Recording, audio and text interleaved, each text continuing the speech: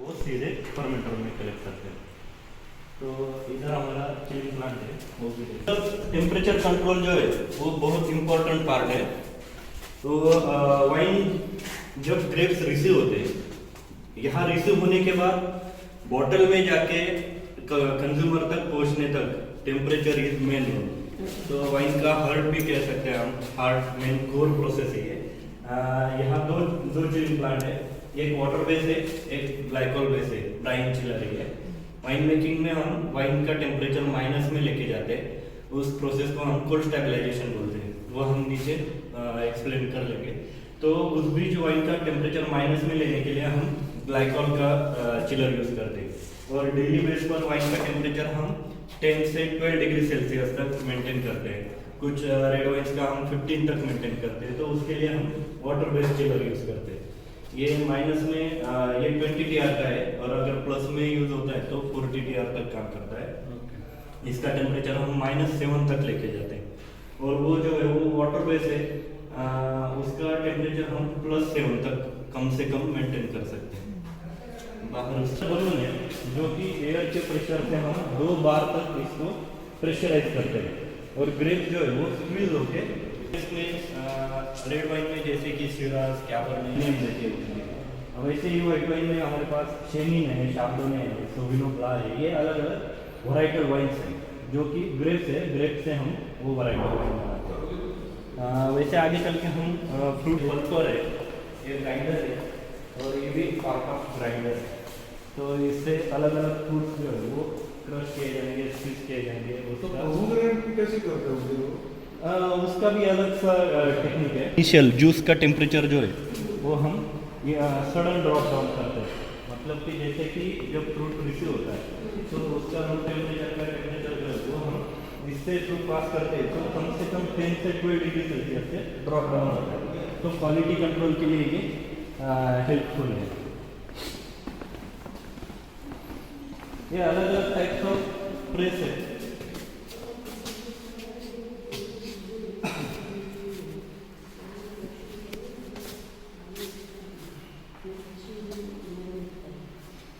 ये pneumatic press है, और ये वाली हाइड्रोलिक प्रेस है। तो अगर कुछ फ्रूट्स हैं तो कम क्वांटिटी वाले फ्रूट्स हम इसके हेल्प से जूस एक्सट्रैक्ट कर सकते हैं। और ये भी एक ट्यूब हीट एक्सचेंजर है, इसके थ्रू हम जूस का टेम्परेचर क्रॉप हैं। अगर सभी हम 25 के मतलब 25,000 30,000 लीटर के लगाते तो क्वालिटी पॉइंट ऑफ व्यू वो बेनिफिशियल नहीं रहता है। जबकि हमारे पास 5 के मतलब 5,000 का है, कुछ 10,000 के, इधर 2,500 के, 3,000 के पर। तो इससे क्या होता है कि वाइन जो है एक बार बनने के बाद ऑलवेज एयर टाइट रहने चाहिए, मतलब एयर का जितना कम से कम कॉन्टेक्ट होगा, ऑक्सीडेशन प्रोसेस जो है उतनी कम से कम होगी। तो ऑक्सीडेशन में क्या है कि जैसे हम एप्पल काट के रखते हैं, इनिशियली उसका वाइटनेस और 2, 5, 10 मिनट में उसका ब्राउननेस जो है वो सेम प्रोसेस है ऑक्सीडेशन। तो यही प्रोसेस वाइन में भी होती है, उसका एयर के साथ कांटेक्ट होता है तो वो ऑक्सीडेशन स्टार्ट होता है। तो इसके लिए हम वाइन जो है वो अलग लॉकअप रखते हैं, इसका टेम्परेचर मेंटेन रखते हैं। अलग अलग टाइप्स ऑफ फर्मेंटर्स है, जैसे कि ये जनरली वाइट वाइन मेकिंग में यूज होता है फॉर फर्मेंटेशन। तो इसमें क्या है, इलेक्ट्रिकल मैनहोल है, सैंपल टैब है, ये रैकिंग वॉल है, drainage wall, level tube, temperature indicator, chilling jacket है। तो ये specially for white wine making. कितना है क्या इसका ये इधर लिखा है 10 के। और अभी कितना है इसमें? अभी ये शायद अभी बॉटलिंग के लिए लिया होगा इसमें पार्ट रोल में, कुछ बाकी के सभी टॉप अप है, कुछ में पार्ट रोल। इसमें वो उसके जो ये जाते हैं उसमें ठंडा करने के लिए ये चिलिंग जैकेट है, और इसको पीछे से चिलिंग मीडिया कनेक्ट है। तो मैकेनिकली जैसे पंप वगैरह स्टार्ट होता है, हाँ, इसमें इसके सराउंडिंग, इसके अंदर नहीं है, सराउंडिंग। ये कॉइल जैकेट है और ये वाले डिम्पल जैकेट है, तो इसके थ्रू सर्कुलेट होता है। तो वो पाइप स्प्रे लगा जब भी आपको कूलिंग करना कब लगाते हैं? नहीं, ये देखो ना इधर से ये ऐसा कनेक्ट किया हुआ स्ट्रक्चर है।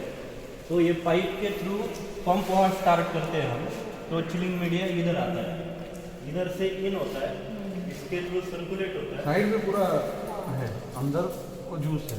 जूस। और इसमें वो कॉइल जैसे आपको दिख रहा लाइन अलग से है। थोड़ा संबंध पूरे प्रोसीजर में टाइम कितना लगता है? एक्चुअली कैसा है, फर्मेंटेशन प्रोसेस जो है ना वो 15 से 20 दिन में ही कंप्लीट होती है। ओके। लेकिन ड्रिंकेबल वाइन बनने के लिए ज़्यादा टाइम देना पड़ता है। वही मैं आपको एक्सप्लेन कर रहा था कि रेड वाइन के लिए ये अलग सा फर्मेंटर है। ओके। ये स्क्वायर मैनहोल, इलिप्टिकल मैनहोल, ये सभी वाल्व वगैरह। तो रेड वाइन में क्या करते हैं हम, विद स्किन प्रोसेस करते हैं, जो कि रेड कलर का एक्सट्रैक्ट देना पड़ता है। वही मैं आपको एक्सप्लेन कर रहा था कि रेड वाइन के लिए ये अलग सा फर्मेंटर है। ओके। ये स्क्वायर मैनहोल, इलिप्टिकल मैनहोल, ये सभी वाल्व वगैरह। तो रेड वाइन में क्या करते हैं हम, विद स्किन प्रोसेस करते हैं, जो कि रेड कलर का एक्सट्रैक्शन होने के लिए, टैनिन्स, एंथोसायनिन पिगमेंट। तो ड्यूरिंग फर्मेंटेशन क्या होता है, शुगर का कन्वर्जन अल्कोहल में होता है, और जो टेम्परेचर बढ़ता है उस टाइम स्किन में से जो एंथोसायनिन, टैनिन्स, पिगमेंट्स है वो एक्सट्रैक्ट होता है। फर्मेंटेशन कंप्लीट होने के बाद हम लिक्विड पार्ट है वो पंप और पाइप के थ्रू एक टैंक में से दूसरे टैंक में शिफ्ट करते हैं, और जो स्किन रहती है तो ये मैन होल ओपन करके इसके नीचे एक मस्त पंप लगाते हैं हम, फिर वो स्किन उसके अंदर लेके न्यूमेटिक प्रेस से प्रेस करके skin as a compost discard की जाती है, और फिर वाइन जो है वो आगे जाके filtration, stabilization, then packaging and ready for dispatch. ये सिंपल प्रोसीजर है। तो वाइन की प्रोसीजर कैसी है, grape juice, fermentation, filtration, packaging, ready for dispatch. तो इसको कैसे पाइप से कनेक्ट होता है। दूसरी साइड जिसमें हमें लेने का है उधर कनेक्ट होता है, तो पंप और पाइप से ही सभी बॉटलिंग सेक्शन। वाइन्स का जो कॉस्ट है वो वेरी कैसे करता है, किसके आधार पर? फिल्ट्रेशन के लिए हमारे पास अलग अलग प्राइमरी फिल्ट्रेशन हम इसके थ्रू करते हैं। अच्छा। तो फर्मेंटेशन कंप्लीट होने के बाद वाइन की स्टेबलाइजेशन प्रोसेस होती है, जिसमें हम प्रोटीन्स और एक्सेस स्टार्टर्स जो है वो रिमूव करते हैं, और उसके बाद फिल्ट्रेशन होता है। फिल्ट्रेशन में भी हम फिल्टर रेट जो है वो अलग अलग यूज़ करते हैं। सिलाइट जनरली यूज़ किया जाता है, सिलाइट पिंक, सिलाइट वाइट, ये अलग अलग फिल्टर रेट यूज़ होता है। उसके बाद बॉटलिंग लाइन देखेंगे, उधर भी माइक्रो फिल्ट्रेशन होता है, एंड देन बॉटल। उसमें आप ऐड भी करते होंगे ना फ्लेवर के लिए? फ्लेवर कुछ एडिशन नहीं होता, जो मैंने इनिशियली ग्रेप्स के नाम बताए, शेनिन, शार्डोने, कैबरनेट, ये हर एक ग्रेप्स का अपना अपना कैरेक्टर रहता है, तो वो कैरेक्टर हम डिटेक्ट करते हैं टेस्टिंग के टाइम। तो उसके बेस पे उसका टेस्ट है। हाँ, अलग अलग, जैसे हम अगर फ्लावर्स में देखेंगे तो रोज़ का अलग कैरेक्टर है, मैरीगोल्ड का अलग है, जैस्मिन का अलग है, तो ऐसे हर एक उसके खुद के कैरेक्टर है। क्रशिंग अल्कोहल वाली वाइन बनती है 7 से 8% तक वाली, और स्पार्कलिंग वाइन बनाते हैं। Okay. अभी हम टेस्टिंग के टाइम तो ये मिक्स होता है। वाटर मिक्स होता है, हनी में से जो शुगर है उसका फर्मेंटेशन के टाइम अल्कोहल में कन्वर्जन होता है, और then filtration and packaging. Sugar content कितना है हाँ। वो पता रहना चाहिए। अच्छा। उसके बाद एंड प्रोडक्ट क्या होगा वो हम डिसाइड करते हैं। अगर मैच्योर ग्रेप्स मिलते हैं तो उसका अल्कोहल परसेंटेज ज़्यादा मिलता है, अगर प्री मैच्योर रहता है तो उसका स्वीटनेस कम होगा, स्वीटनेस कम तो उसका अल्कोहल परसेंटेज कम मिलेगा। प्री मैच्योर ग्रेप्स का ड्रॉबैक क्या होता है कि उसके एरोमेटिक कंपोनेंट भी कम मिलते हैं। ये हमारी लैब है, सभी टेस्टिंग सेशन यहाँ होता है। ग्रेप सिलेक्शन से लेकर वाइन बॉटल तक सभी पैरामीटर से यहाँ चेक होते हैं। जनरली हम ग्रेप्स के बारे में शुगर, एसिडिटी, पीएच, ये पैरामीटर चेक करते हैं। ड्यूरिंग क्रशिंग और फर्मेंटेशन के टाइम उसकी डेंसिटी, स्पेसिफिक ग्रेविटी और शुगर, एसिड्स वो चेक किया जाता है। आफ्टर कंप्लीट फर्मेंटेशन उसका अल्कोहल लेवल डिटेक्ट किया जाता है, उसके वोलेटाइल एसिड्स चेक किए जाते हैं, और देन प्रिजर्वेटिव लेवल जो है वो भी चेक की जाती है। प्रिजर्वेटिव में कुछ डालना पड़ता है कि नेचुरली डालना पड़ता है। वैसे तो टेम्परेचर और वेरिएशन स्किप करने के लिए CO2 की बॉटलिंग नहीं है। बॉटलिंग के पहले वाइन इस फर्मेंटर में आती है, पंप और पाइप के थ्रू देन इसका टेम्परेचर मेंटेन किया जाता है। उसके बाद वाइन इस माइक्रो फिल्ट्रेशन असेंबली के थ्रू पास होती है। यहाँ हम 1 माइक्रोन से 0.45 माइक्रोन तक फिल्टर करते हैं। फिल्टर की हुई वाइन यहाँ स्टोरेज टैंक में आती है। जो बॉटल यूज़ करते हैं हम, वो बॉटल यहाँ रिंस होती है, रिंसर के थ्रू वॉश हो जाता है। वॉश होती है। चालू आहे आता म्हटले बॉटल फिलअप होतात. फिल झाल्यानंतर पुढे अगर जर कॉर्क असेल तर कॉर्किंग होईल. स्क्रू कॅप बॉटल असेल तर आपल्याकडे स्क्रू कॅप पण आहे. इवन या मशीनचा प्लस पॉईंट असा आहे की ही आयसोबारिक वॉल मशीन्स आहे. तर यात काय होतं की तुम्ही स्पार्कलिंग वाईनसुद्धा आपण बॉटल भरू शकतो. म्हणजे याचा एक टेक्निकली बेनिफिट आहे हा. प्लस पुढे जाऊन जर शॅम्पेन होणार असेल तर त्याचे वायर होल्स पण आहे आपल्याकडे.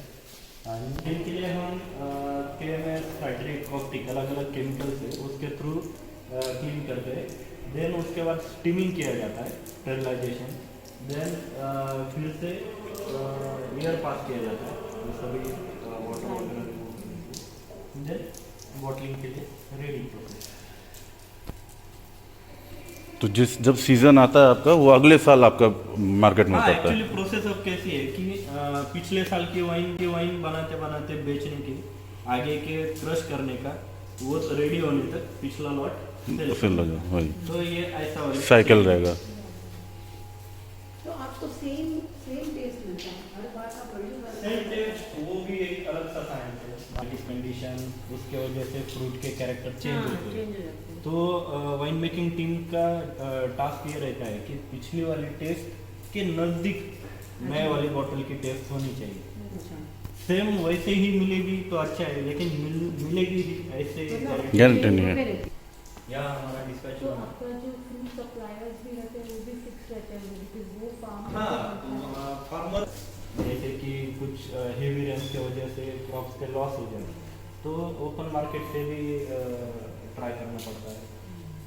पहले ही बात करके रखते हैं वैसे. हाँ. उनके जो फील्ड के एजेंट रहते हैं ना, प्रोडक्शन सेटअप नहीं है. क्या यहाँ खुद का भी फार्मिंग के ट्रायल कर प्लांटेशन पूरा जैसा भी उनका बनाने का हाँ, वही एग्जैक्टली पीछे की तरफ से पुन्हा असं जागा आहे का से लेबलिंग का प्रॉब्लम ना हो पाए.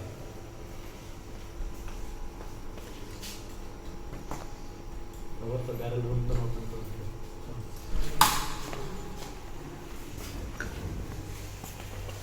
इधर बॉटल स्टोरेज रूम है. बॉटलिंग के बाद यहाँ स्टोर की जाती है और फिर एज पर ऑर्डर लेबलिंग करके डिस्पैच होता है.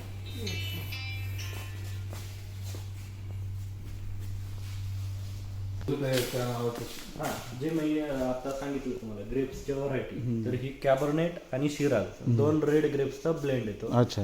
म्हणून त्याला कॅबरनेट शिराज नाव दिले.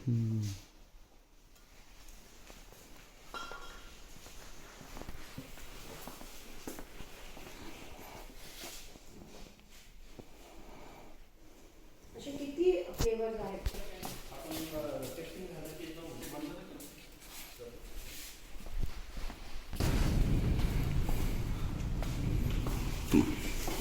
स्ट्रॉन्ग स्मेल है. इसका भी उसमें इसका एज कितना रहता है? इसमें हम मिनिमम एक 1.5 साल तक रख सकते हैं. Sorry, maximum.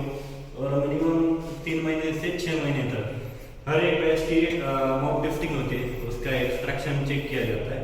देन वो ब्लेंडिंग के साथ बॉटलिंग किया जाता है. कितने मंथ्स का है वो आप लोग लिख कर रखते हैं या कोई हाँ, डिमांड? इसका अलग से रिकॉर्ड कीपिंग होता है. अरे गाय का नंबर है ना, नंबर है और वो लैब वाला गाय जो है नंबर है ना, नंबर है और वो लैब वाला गाय जो है लड़का, उसके पास सभी डेटा है.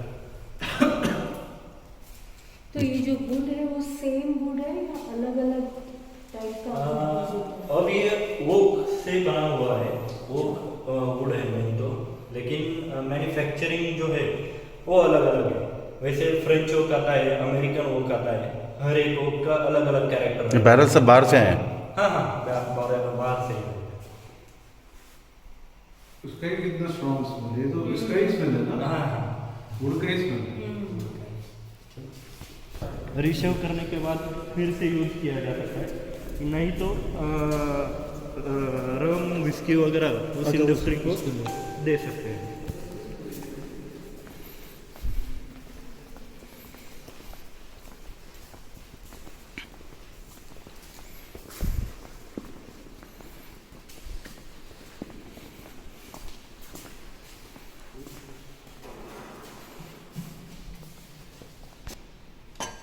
It's very citrusy, very fruity, and to get this nose, we don't add anything externally to the grape juice.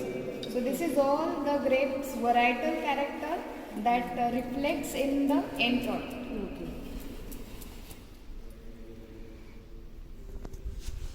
One is rosé. Rose. Okay. Sorry, this one is? It's Zinfandel Rose, actually. So there are different types of roses. जब आप रोजे बनाते हो block Shining.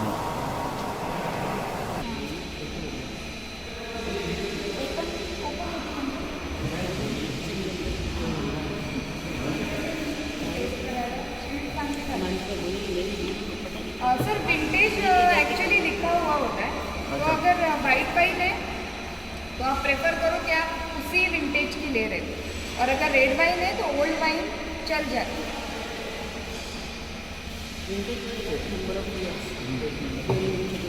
एक number है ना, आणि ह्याच्यामध्ये आम्ही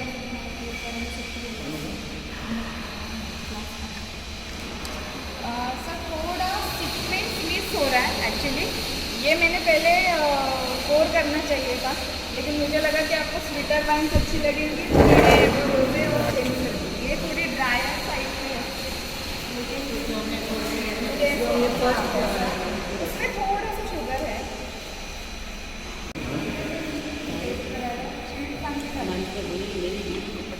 सर विंटेज एक्चुअली लिखा हुआ होता है, तो अगर वाइट वाइन है तो आप प्रेफर करो कि आप उसी विंटेज की ले रहे हो, और अगर रेड वाइन है तो ओल्ड वाइन चल जाती है।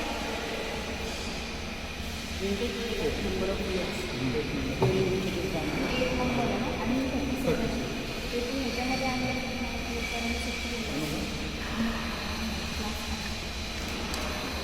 सर थोड़ा सीक्वेंस मिस हो रहा है एक्चुअली। ये मैंने पहले कोर करना चाहिए था, लेकिन मुझे लगा कि आपको स्वीटर वाइन्स अच्छी लगेंगी, वो रोजे और सेमी लगेगी। ये थोड़ी ड्रायर साइड में है, उसमें थोड़ा सा शुगर है, लेकिन शायद आपको अच्छा लगे। बॉटल या Kock And this one is? पड़ता है क्या? पड़ता है। ये क्या मैम? ये सोविनियो ब्लॉ है। ओके. ये it's another grape variety. Okay.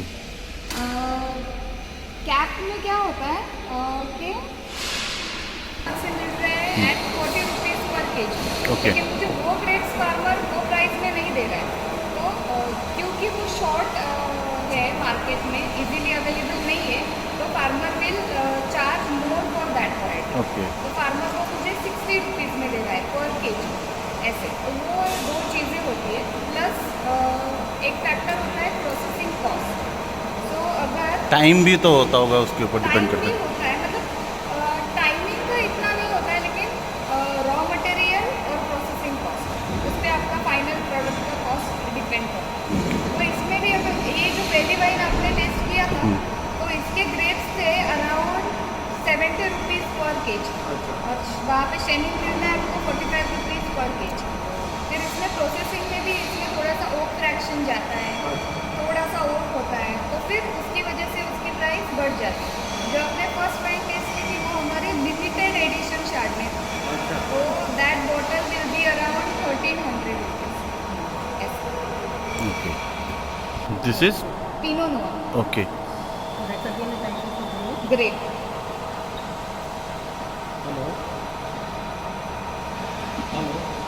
इसका फ्लेवर हो गया इसमें कैसे this is zinfandel. Okay. Zinfandel. This is again one of my favorite wines from this year. फिंडल. ये तो सेम है। ओके.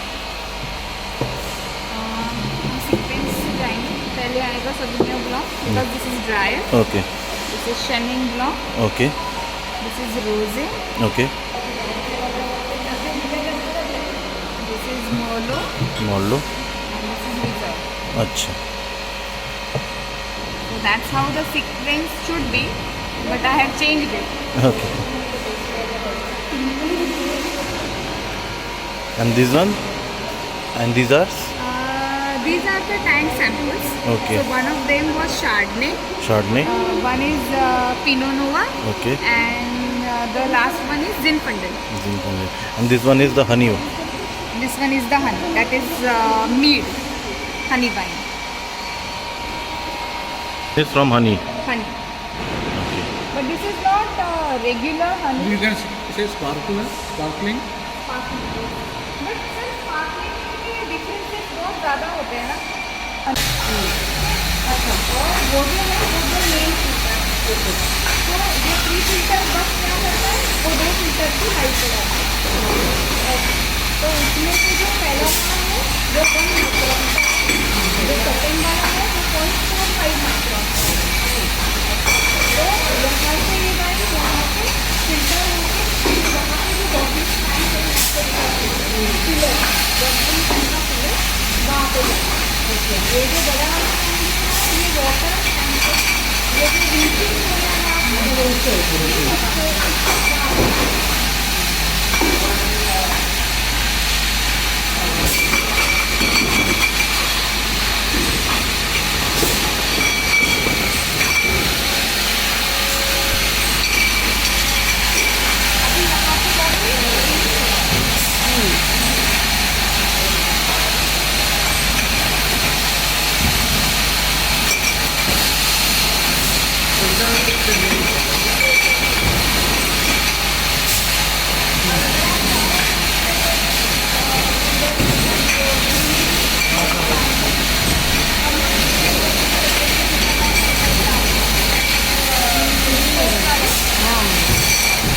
पुढे काढून घेता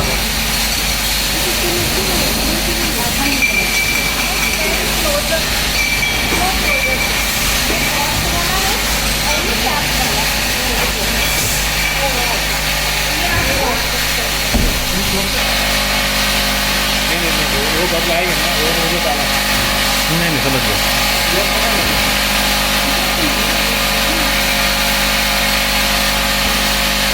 वो बदलाएंगे ना वो मुझे डाला नहीं समझ गया.